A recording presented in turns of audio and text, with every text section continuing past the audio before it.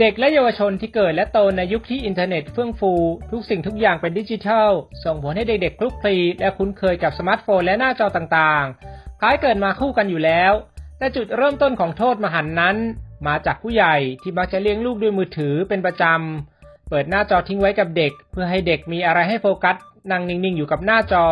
ไม่ลุกซนก่อกวนทำความวุ่นวายใดๆประโยชน์ก็คือผู้ใหญ่จะได้มีเวลาไปทำอย่างอื่นไม่ต้องมาคอยนั่งเฝ้าเด็กตลอดเวลาเชื่อว่าผู้ปกครองหลายๆคนก็ตระหนักดีว่า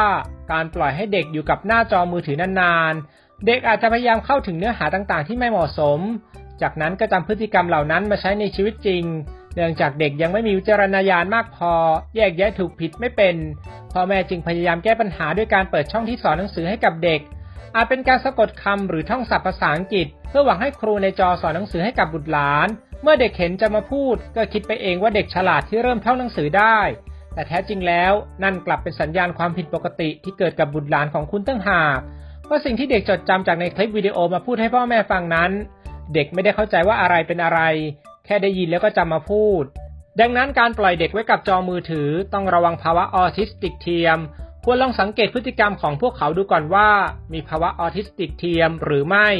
เช่นเฉยชากับสิ่งรอบตัวไม่สนใจผู้อื่นชอบทำอะไรซ้ำๆไม่สื่อสารด้วยการพูดเริ่มพูดช้าหรือพูดไม่เป็นภาษา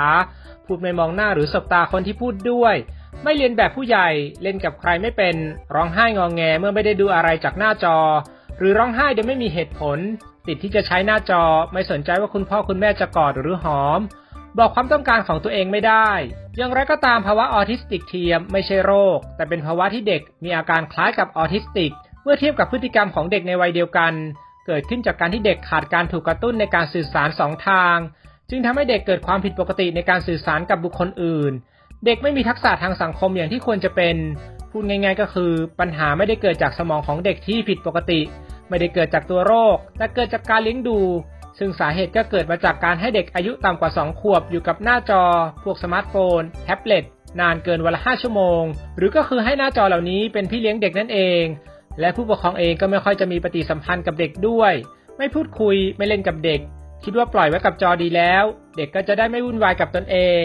สำหรับวิธีป้องกันไม่ให้เด็กมีพฤติกรรมคล้ายออทิสติกก็คือพูดคุยกับเด็กบ่อยๆเพื่อให้เด็กเรียนรู้การออกเสียงและเรียนแบบพฤติกรรมจากผู้เลี้ยงดูไม่ใช่หน้าจอให้เด็กได้มีการสื่อสาร2ทางอย่างน้อยควรคุยและเล่นกับเด็กวันละ30นาทีถึง1ชั่วโมงไม่ให้เด็กอายุต่ำกว่า2ปีเล่นสมาร์ทโฟนหรือแท็บเล็ตโดยไม่มีผู้ใหญ่ควบคุมเด็ดขาดเด็กที่อายุมากกว่า2ปีต้องมีการจำกัดเวลาดูทีวีหรือเล่นโทรศัพท์ไม่เกิน1ชั่วโมงต่อวันผู้ใหญ่ต้องหากิจกรรมเสริมสร้างทักษะและส่งเสริมพัฒนาการสมองและร่างกายมันพาเด็กไปเข้าสังคมให้ได้พบปะกับคนอื่นๆบ้างหากเด็กมีพฤติกรรมที่คล้ายออทิสติกเทียมคุณพ่อคุณแม่ไม่ต้องกังวลใจเพราะสามารถหายขาดและหายไวได้ถ้ารู้เร็วซึ่งส่วนใหญ่เด็กที่พบว่ามีพฤติกรรมคล้ายออทิสติกเทียมถ้าทำการรักษาอย่างถูกต้องอาการจะดีขึ้นภายในระยะเวลา6เดือนและกลับมาเป็นเด็กปกติได้